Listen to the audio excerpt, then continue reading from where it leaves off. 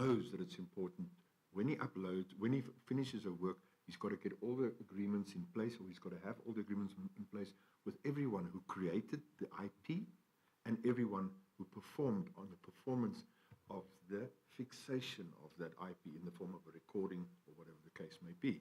So it is becoming easier, but we cannot just rely on the technology, sir. We have to rely on the intent of those who are in control of the movement of that IP, but also of those who are the Pete's that you mentioned now. And this is exactly why organizations such as TUMSA is born, because we intend to make this access more available to our members and to assist them, and then to engage on their behalf collectively with the societies, because you know, we've got a guy like myself, I've got a better understanding, better average understanding than the average musician. But it's still very, very difficult, and these are early days. And it's going to take a collective will from all of us as stakeholders to make this a reality, and to make it much, much more difficult for those who get an advantage of non-reporting to be able to do so. As a representative of the artist, what kind of information would you say needs to accompany any payment of royalties? Statement, a simple statement. A statement, a nice detailed, clear statement of if that's the amount at the bottom, there should be a nice breakdown of each itemized line entry with perhaps duration, maybe the medium, where it was used, and the line item value attached for that particular track used. There are variations as well. It's not a one-size-fits-all. To give you an example, and this is one of the things that we also have a problem with, is that the commercial stations, the rates at which they pay royalties are higher, and also depends on the time of the day when something you get your peak period. So the rate also varies, and it varies from station to station in terms of their footprint as to what that particular song will earn for you on this station as opposed to that station on such a time of the day as opposed to such a time of the day. And we find that, and I just want to mention this, we find that particularly with commercials, least likely to play. I'm pausing again because that's a big statement. The commercial stations are only compelled by local content. That's ridiculous. We are saying that the commercial stations where the rate of payment and earning for South African composers are at a premium, only as of the available airtime, that's unthinkable. In America, 93% of music consumed by American consumers is American music. That's why they dominate the industry worldwide. That's why they are doing 70% in our country too. So if we have a chance of realizing our full potential as a South African creative sector, and particularly our music, we have to change that. And we have to not only bring out the legislation, but also the regulations and the enforcement thereof. And reporting and information flow is right at the center of all of these pursuits. Yeah. We talked about the lack of information regarding the artists wouldn't know how much they're entitled to. They will also not know about the money that they receive, in the payments that they receive. There's no statement that accompany that. So there's a lot of things that you have mentioned which are actually not being done properly in terms of access to information so that people can exercise their rights. There's also the issue about the fees charged by the collecting societies. The Department of Arts and Culture, in their evidence this morning, they've indicated that there's an exorbitant fee that gets charged by the collecting society in South Africa. They did a comparison between South Africa and other, I can't remember whether it's UK, how much they charge that side, but here we can go as far as 30% of fees that we charge, and it means the royalty owner will then get only 70% and 30% goes into, but anyway, 70% might be split again with other people.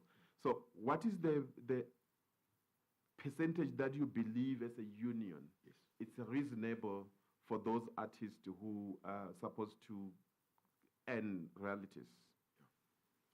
Sir, I can say to you that this is something that needs serious addressing as well. For instance, in the case of SAMRO, who I sit on the board, and every waking moment, we are in pursuit of lowering what we call the CTI model, cost to income. So the essence is really, if you're sitting at one point, SAMRO turned close to 40% in recent times.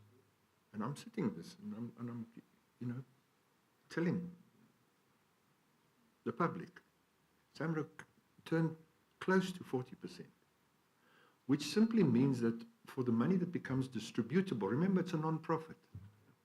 So cost to income, the costs are deducted, whatever is left needs to be distributed to the membership.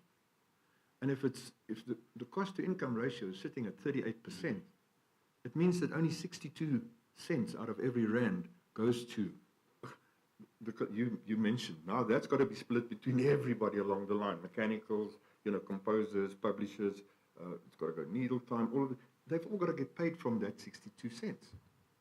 So the actual creator will pick up on some of that 62 cents, but at the end of it makes what should be a big slice of cake, it makes it a tiny little biscuit, crumbs.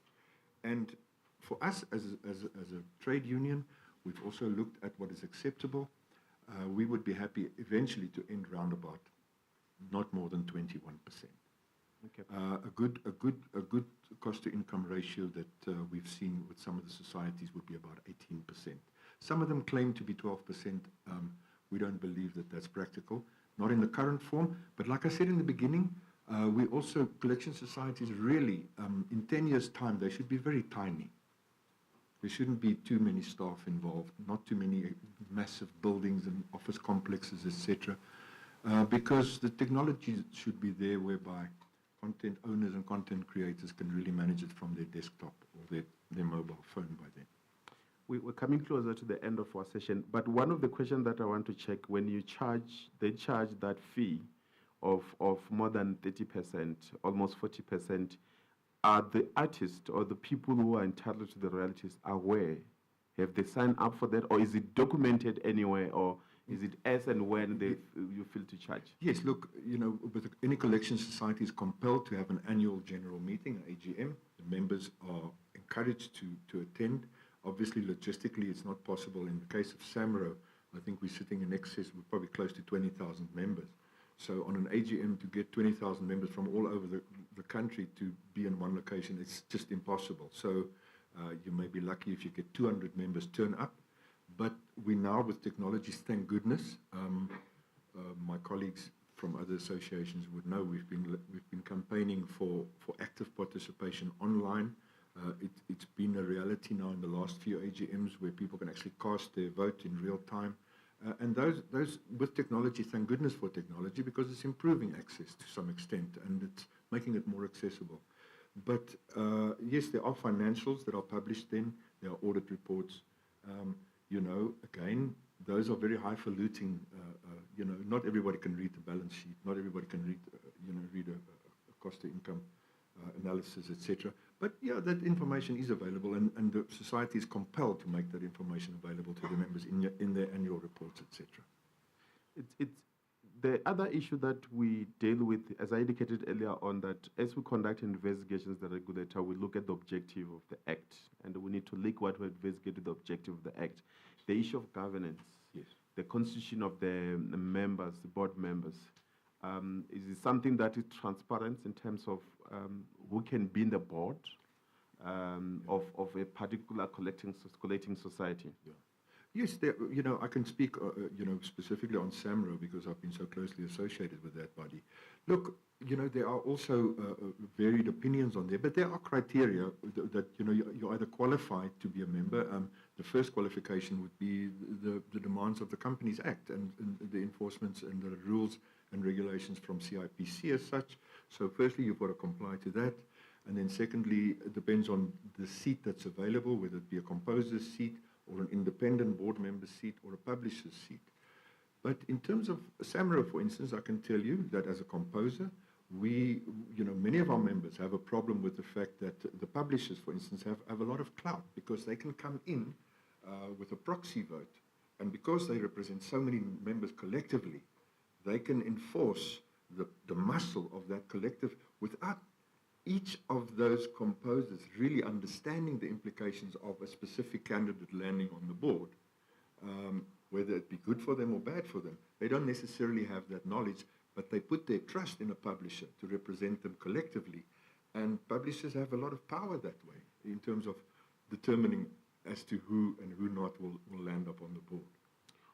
Would you say the issue of composition of the board is something that also needs to look at in terms of ensuring that it's a fair representative of each category of the people who are supposed to benefit from the royalties? Yes, look, I have to say in fairness that, our SAMRO engagements are fairly public. They're very robust. I think they're some of the most robust engagements in the current industry when it comes to AGMs. People really get stuck into each other at those meetings, and it's a lot of pressure. Personally, I feel that sometimes there are people there that take the time and speak too much when they really have a small role to play. In other instances, those who have a big role to play are not vocal enough during such meetings. And of course, in the past, it was also a problem with actual logistics to get people to be represented there. These days, it's a lot easier. And generally speaking, the composition of the board is a resolution that has to be voted on by the membership. So we have changed the board composition in recent years, for instance, of SAMRO. We are leaning towards quite a strong independent board component. Our chair is independent. Our lead independent is the chair of the Audit and Risk Committee. So we're starting to move in the right direction, if I could put it that way. I'm hoping that other societies will follow the example, but we still got a long way to go. I'm happy to say now that also in terms of the cost-to-income ratio, it's no longer in the upper 30s. We've got a turnaround specialist in place who've worked specifically on that as a priority. We've done probably, we'll be around about 26% in the not too distant future, which is at least some progress in the right direction. And as long as the trajectory goes that way, I think we could say that we're doing something constructive and useful. Thanks. I know we're coming to an end of our session, but I have to ask you this question. You mentioned about the collecting society being compelled to have an annual general meeting. I'm going to ask, we've got the CIPC coming in, I think, later this session. They will talk to us about the issue of compelling the collecting society to have an annual general meeting. But are those collecting societies which are not accredited by the CIPC also compelled to have an annual general meeting? I cannot give you a direct yes or no, but I think that any collection society that represents members should be compelled to have an AGM. If you're not registered with CIPC, you shouldn't even be allowed to be a collection society. You cannot not have a constitutional presence or a presence as an entity operating in an economy if you don't have some sort of accreditative credentials. So I cannot speak for them, but I do very, very strongly believe that they should be compelled to have AGMs. The CIPC is going to take us through the process of accreditation, but I just have to ask you this question because you touched on it to say, if you are not accredited with the CIPC, you should not even be a collecting society. No. What is the advantage towards members of this collecting society for their collecting society to be registered with the CIPC? To be accredited, not use the correct word, to be accredited to be a collecting society.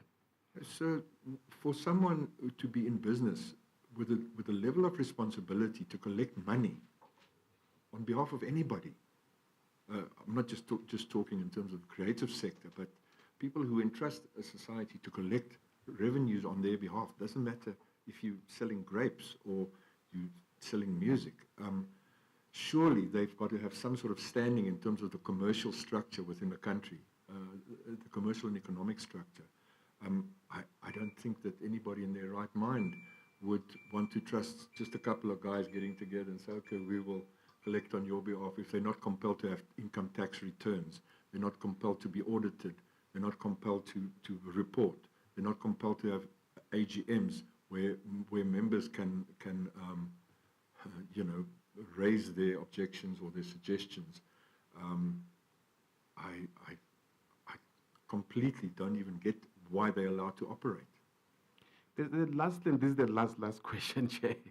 Lastly, the issue of accreditation will play a critical role in terms of the collecting society, because the matter that we're investigating is against one of the collecting society. And when we look at the regulation, collection society regulations, it talks about the issue of accountability. When you collect the money on an annual basis, even the regulator must be invited to an AGM of that particular society, as well as the issue of submitting the financial statements to the. And what is your understanding? Why does the regulations require those kind of accountability? I think you've answered your own question. You know, it's about accountability. Accountability. There's got to be some structure. There's got to be some specific criteria for rightfully being regarded as accountable. And those are obvious. The Companies Act, King 4, I think it's probably close to King 5 by now.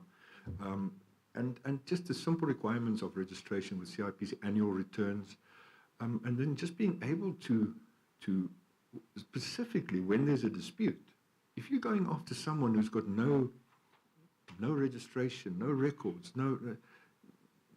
you'd be out of your mind to risk your income with someone who's collecting on your behalf under those vague conditions. That's just totally unacceptable. I think they should be outlawed.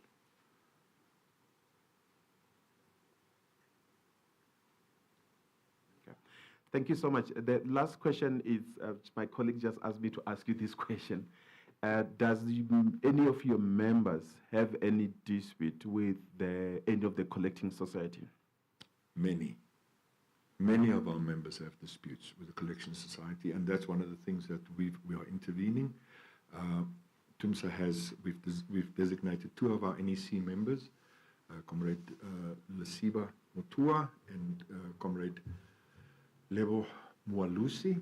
They are 2 of our NEC members. They form our SAMRO interaction arm or tentacle, if I could put it that way. We are in the process of negotiating with SAMRO. I don't get involved with that too directly because I wear 2 hats. I sit on the board and I do my activism and I work there both as a composer, but obviously, as General Secretary of TUMSA, I have a specific position. And my position is constant, whether I wear the TUMSA hat or not. My position on these issues are constant. It's born from my experience of 46 years in the industry, and I'm constant. It doesn't matter who I represent at what forum. But from a protocol perspective, we've assigned them with this specific duty, and they are busy now working with SAMRO. They've had a number of engagements, and they're busy working the actual plan or the terms of reference for such engagements so that disputes can be easily resolved for our members. In terms of number, how many members, just roughly, have got dispute now? No, that's very, very difficult to calculate at this point. It's a very good point you raise. It'd be nice to get a scope of that, but we're barely through COVID, and we've been really prioritizing, relief funding, applications for leave. Perhaps what I can just mention, it may be useful for you. We also have a problem just in terms of general allocation of budget to our sector. And I'm not talking just about the music side, but the entire creative sector. When you look at the Treasury and the Fiscus, the way they allocate money to various sectors, the creative sector contributes close to, if not more, to the agricultural sector, to the GDP of this country. I'm pausing again. We create at least as much as agriculture to the GDP of South Africa. Yet, if you look at our budget allocation, it's normally an afterthought. when everybody, all the other departments have got their money. Oh, what's left? Give that to sports, arts and culture. That's how we are treated by the fiscus. And a very good example, what happened during COVID, when the president announced his first employment stimulus package, I think it was something like 500 billion. Our sector was allocated 1.2 billion. And we were very happy because we were sitting with nothing, no protection. And we felt at least they can come to our rescue during this difficult time. There's 1.2 billion to disperse to the various arms of our sector. And within 3 weeks, the fiscus unilaterally recalled 50% of that allocation. Without consulting with us, without giving us any reason, it was just reallocated to another, what they call the priority. And what started with 1.2 billion that could have gone to relief of our sector suddenly became just over 600 million. And that landed the department in all sorts of trouble very, very soon after that, one of which is the reason why the occupation of the National Arts Council offices happened. Chairperson, I have no further question to the witness. Thank you. Thank you very much, Mr. Kevileru. Thank you, Chair. You Thank you. are excused. Thank you.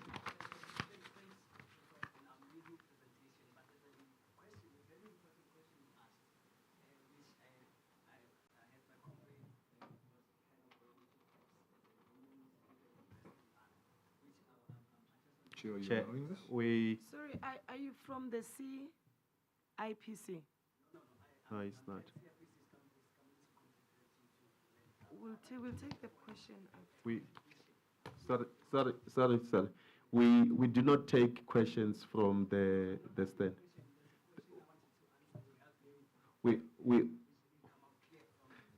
No, I'm sorry. No, I cannot engage this. let me rule on this. We're not going to take a question now. No, I'm not suppressing you. You can go and approach the team after. I'm not suppressing you, but I mean, we need to work coherently. I mean, we cannot, otherwise somebody else will ask a question or somebody... No, ma'am, Madam Chair, we are here to contribute where we can. We're not here to fight. In fact, this shouldn't be about just REV. Should be about the entire industry, as you heard from the presentation. But there's a question about how do you distribute when you are collecting from a blanket license. Yes. So the straight answer, I want to tell you, and he did allude, Comrade Gewe did allude to that fact, Yes. that publishers have got power. Yes. So essentially, composers or musicians are there as members without power, because of one publisher can be representing 2,000 artists, and then that makes them so powerful. So then it becomes a shareholders model. That is why you see that artists are getting crumbs from royalties. I mean, how do you earn 500 or 300 and nobody can account for it, how you actually got that amount constantly, year after year? Has gone missing. I'm sorry. Thank you. My microphone has gone missing. Chair, if you'll allow me, I'll just make one small Excuse response, me. if you'll allow me. I need the tools of directing this program, and I've been denied the tools by somebody unauthorized to do so. Sure. Mr. Willemsen, can I have the microphone, please? Yeah, Oh, okay. You can proceed, Chair. okay. Thank you very much. I'm not suppressing your views. When we began the meeting, I outlined the rules of procedure in terms of how we're going to proceed. Yes, but I'll make an exception for you now if Mr. Kevileru is prepared to answer. Yes, then he can respond. Thank you, Chair. But I thought we need to have a process in place, you know. I'm not cutting you out. Yes. Yes. Thank you. Yes, no, it's fine. Mr. Leroux, you can proceed. Chair, I think I alluded earlier to the robust nature of SAMRO AGMs, and my colleague, Comrade Sitatu, just he's one of the ones who make those AGMs so robust. He's there every time, and by and large, I want to thank him for always, being the voice for for the voiceless. And I want to also, but at the same time, I want to admonish him to also sometimes discipline himself at the right forum, to be able to suppress the urge to fight for us and let it happen in a disciplined way. But thank you, comrade. I appreciate it. Chairperson, before you proceed, Mr. Leroux did ask that through you that he may be excused. I think he's got flight to catch. Yes. No, definitely. Thank you. I am available, Chair, for any further Yes. queries or consultations. No, thank you very Anytime. much, Mr. Gebile. We appreciate your making yourself available to the hearing. You may be excused. Colleagues, let's continue with the next. Thank you, Mr. Gebile. Thank you. Let's continue with the next witness before we go for lunch, because lunch is not yet ready. So in the interest of time, we can continue with SABC.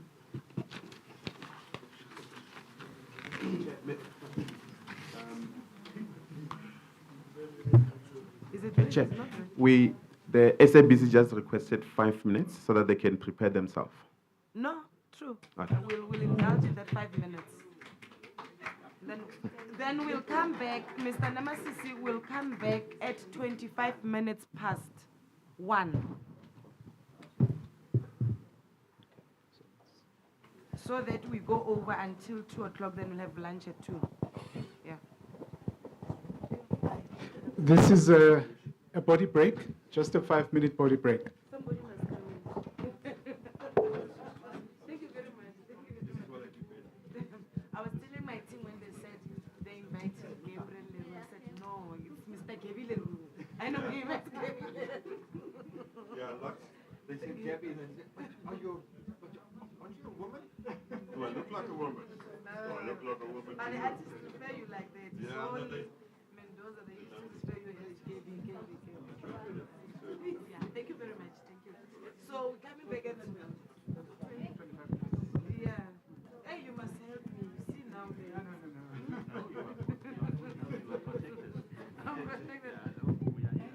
Now we'll be left with only one person before we can actually go.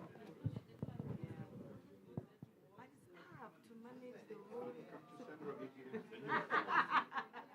will call her. Maybe I must go get a look at it.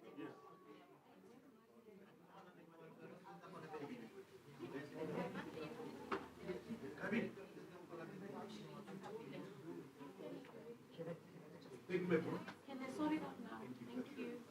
Thanks, I'm 8 how you connect.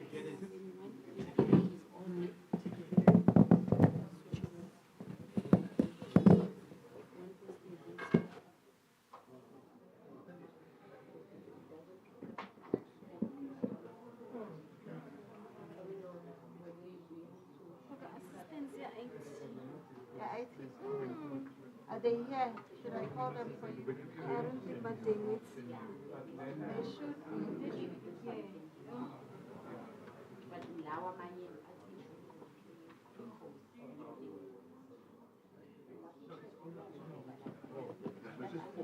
Many pages now, so but it's the forms one. Thanks, I'm 8 hours now, you know. No, just give me the link.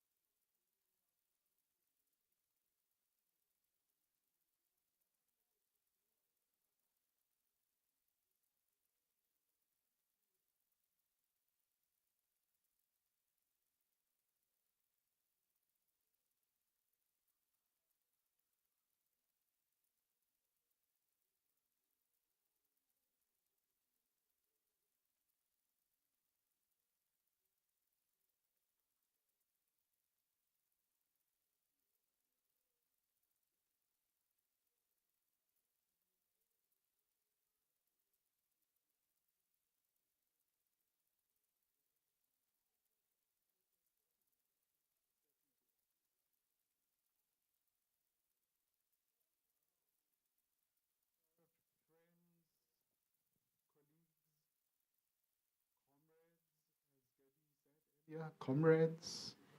Colleagues, I see comrades and colleagues. Yeah, well, let's make a start. Can we all take our seats?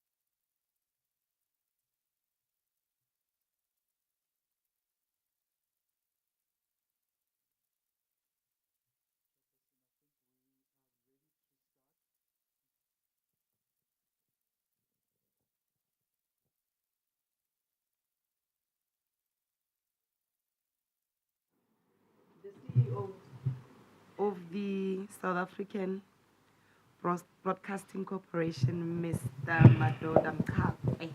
Am I pronouncing your surname? Mkakwe. Yes, Mkakwe. And your team. Thank you very much. Welcome. I think, Mr. Nemesis, we can proceed with the SABC. Thank you, Chair. My mic is very far now. Can you push it a little bit further? Yeah. Thank you, Chair. Chair, just for procedural, just to brief you, Chair, if you can. The SABC, it's a team. They've come with everybody who's going to assist us in the investigation. And Chair, we're grateful that we've got public entity that is support the work of the regulator. And so they've come with everybody who's going to give us all the information that we need. We will not have a situation, Chair, wherein someone will say, I'm not aware. They are all aware. There will be answers that we need for the purpose of this investigation. So they're led by the CEO. The CEO will do the opening statement, and then from there, the colleagues will be able to answer questions as we ask them questions through based on the statement. Thank you, Chair. Thank you very much. I think we can proceed accordingly. Thank you, Chairperson. Before we would like you to swear in first. Chair, I'm going to ask you, through you, Chair, if it's possible to swear in all the witness at once. At once, so yes. that when they give evidence, already they are under oath. Yes. Thank you very much, Chair. May I proceed? Yes. Thank you, Chair. I'm going to start with our CEO, Mr. Madoda Mkakwe. No, it's fine. You may remain seated. Would you prefer to take an oath or an affirmation? If you want to take an oath, please raise your right hand and say, do you swear that the evidence you shall give shall be the truth, the whole truth, and nothing but the truth? If so, raise your right hand and say, so help me God. So help me. May I please proceed to Ms. Nada Mochela, the Group Executive. Mochela. Do you want to take an oath or an affirmation? Do you swear that the evidence that you are going to give will be the truth, the whole truth, and nothing but the truth? If so, please raise your right hand and say, so help me God. So help me God. Thank you. I will proceed to Merlin Naker. Do you want to proceed by oath or affirmation? Do you swear that the evidence that you will give shall be the truth, the whole truth, and nothing but the truth? If so, please raise your right hand and say, so help me God. The last person that I'll be swearing in is Mr. Vanara. Do you prefer to go the route of the oath or the affirmation? Oath. Do you swear that the truth, the evidence you are going to give will be the truth, the whole truth, and nothing but the truth? If so, raise your right hand and say, "So help me God." So help me God. All witnesses sworn in. Thank you, Chair. Thank you, Chair. I'm going to request the Group CEO of the SABC to give us an opening statement. Chair, good afternoon, and good afternoon to everyone as well. I do need to frame our engagement today in this way. We have submitted a statement. The statement is very narrow. It addresses a specific issue that took place in 2010. The documents, as well as the annexes that we have submitted, these have been prepared by the legal department, and these documents are referred to in the statement that we have submitted. By way of background, Chair, I'll take about 5 minutes just really to summarize what we've submitted. The SABC uses music extensively, both in our television as well as radio programming. And we have, over the years, entered into various arrangements and agreements with the music industry associations, in terms of which we get granted blanket licenses for an agreed fee for the sole purpose of reproducing, synchronizing, as well as broadcasting music as part of our programming. I do need to state, though, that we have a legal obligation. This could be contractual or it could be derived from legislation to ensure that we disperse funds to the various collecting societies. I think the biggest issue, which has been aptly raised earlier on here, is then what happens to those funds from a disbursement point of view. And unfortunately, we do not have the resources, or we are not even legally bound for us to track the use of those. But we do engage with the various agencies, collecting agencies, to the extent to which those funds are actually dispersed to the rightful beneficiaries. And as one of the biggest users of music, we rely on these collecting societies to aggregate music rights and license such rights to it.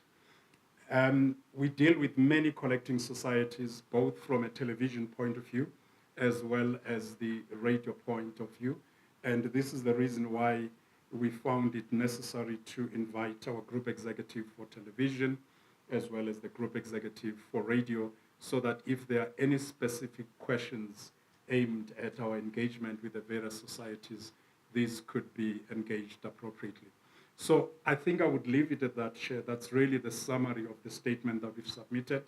We are here. We would want to really engage and respond to any questions posed to us. Thank you very much. Thank you very much, Steve, of the SABC. Thank you very much. Mr. Nemesis, we can continue. Thank you so much, and thanks for the opening statement. I've noticed that you have joined, and this is directed to you, CEO, that you have joined the SABC in 2018, am I correct? Correct. Okay. 1st July. Yeah, and I'm sure you have been in the broadcasting industry. Not prior. Prior to that, you were not in the Yes. broadcasting industry. Okay, but the issue that we're dealing with, we have given a brief background. I think when you do the introduction, I'm not sure that you were here, about the question that we're dealing with is about the access to information relating to the payment of royalties or any fees that are due to those musicians or any composer that we have. And the complaints that we've received, it's where a complainant did not receive royalties that he believed or it believed that is due to them. They didn't receive when they request that information was not provided. They came to us and we realized this information, it's a public interest matter and we should actually investigate broader because the music industry is not easy. Some of the questions that I may ask you, they might look stupid because some people actually know better than us as lawyers. So the challenge that the musicians do have at this stage is the issue of access to information relating to the payments. One of the issues that has been raised is that you just receive payment of 3,000 rand, and there's no explanation as to how you arrived to that, or others don't even receive that kind of payment. So what I wanted to check with you firstly is that, are you aware, since you've joined the SABC in 2018, are you aware of these challenges that musicians are going through? Yes, I am aware of these challenges. we engage with various societies, be it on the television side or radio side. What has since happened, there's been a lot of individual artists that would reach out to us to say that the monies that have been dispersed are not necessarily what they would have expected. We do have various forums here, and I've seen quite a couple of colleagues from the industry that have really been created to deal with such, where we can ensure that we provide the required transparency in terms of the usage of their music in our various platforms, whether it's television or it's even on the radio platforms. Then 2020 came in around March, the COVID-19. Earlier on, we had Department of Arts and Culture, and I asked them question about people camping at their offices because they felt that the department was not doing enough. Did you experience that kind of challenges at the SABC? Well, in 2020, when COVID hit, we engaged with two societies that we work very closely with. And really the idea there was what can be done for a temporary relief fund towards artists. And we engaged. After a while, we reached an agreement that we needed to disperse, I think, about 20 million at the time, which was for the relief for the artists. We have had, obviously, artists that would engage directly. Several meetings were had. There were sit-ins at some point where there were concerns about their music not being properly aired on some of our platforms. So there have been issues like those. Okay, that's fine. Then in terms of the Broadcasting Act, it does provide for two separate operational entities for the SABC. And I see it has public service as well as commercial services. Would you be able to take us through, just for us to have an understanding how it operates, those two separate entities? Yes, we do have what we call PBS and PCS. The one is focusing more on the developmental mandate of the SABC, and the commercial wing, really, it's more about ensuring we generate sufficient revenue to carry what essentially is an unfunded mandate in line with the legislation. Oh, yes. Okay. Thank you so much. Under the same Broadcasting Act, there are key objectives of the SABC as a public broadcaster. But I wanted to find out from you, in terms of royalties that are concerned, what will be your key objective in terms of ensuring that there's payment of royalties? I've actually, maybe your colleagues can assist you in the statement, Annexure L, paragraph 3, if you can, maybe you can go there. That's where I think in that document, it's just that for my side here, it's, I have it.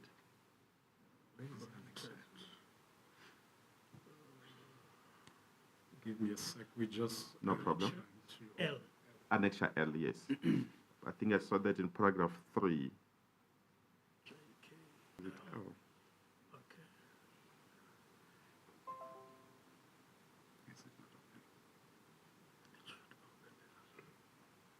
We're not there yet, it's not open. Okay. Okay, let me read it for you. So the first sentence, this is a memo.